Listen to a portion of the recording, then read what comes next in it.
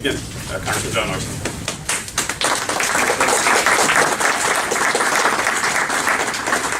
Well, thank you, Ed, and I know that we have a lot of ground to cover in a very short period of time. But first of all, let me thank the town of Wethersfield and thank them for allowing us to use the facilities today. I realize this is on short notice. Most of the rest of the delegation is back in Washington, D.C. as well, but inasmuch as there was a brief window to get home, I came home and I thought it important that if I'm at home, that we ought to have an opportunity for the citizens to be heard on the issue of the shutdown. What I hope to accomplish today is to both go through the shutdown, the Affordable Care Act, and then also some of the solutions that I'm putting forward as your elected member of Congress. So I hope to accomplish those three goals this afternoon. I want to start with a bit of good news in a very difficult time.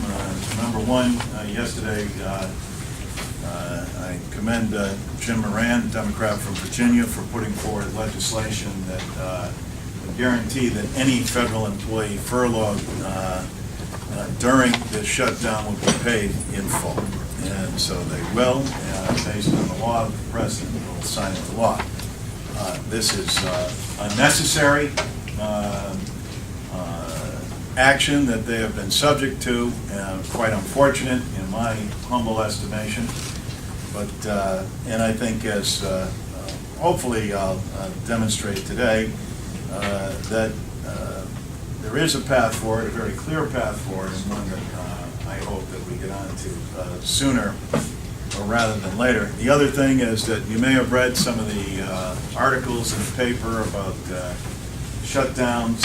Because of the shutdown, what would happen because of lack of inspectors, and this happens in many agencies, but the defense industry, and that could have led to, between Sikorsky and Pratt Whitney, almost 5,000 furloughs that would have occurred tomorrow. That has been averted, in large part thanks to the delegation and sitting down with the Defense Department and continuing to negotiate.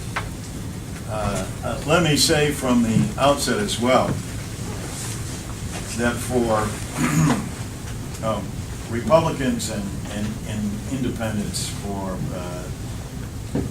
this is a very small group of people that have been able to exercise an extraordinary amount of power. And as Thomas Friedman said, and that's one of your handouts that you'll be able to take a look at, is to see what happens when a very small group of people, but through a determined effort, can both not only shut down the government, but in essence, shut down the democracy. Shut down the democracy so much that a majority of the people are muffled and are unable even to get a vote. Unable even to get a vote. I took to the floor the other night, and suffice it to say, I was a little angry. And I apologize to my mother in advance, because I know she would say that you can state what you have to say without being so angry. And indeed, I didn't start off that way, but that's how it ended up. So I do apologize, not for what I said, but for the tone. All right, Mom? You know, so...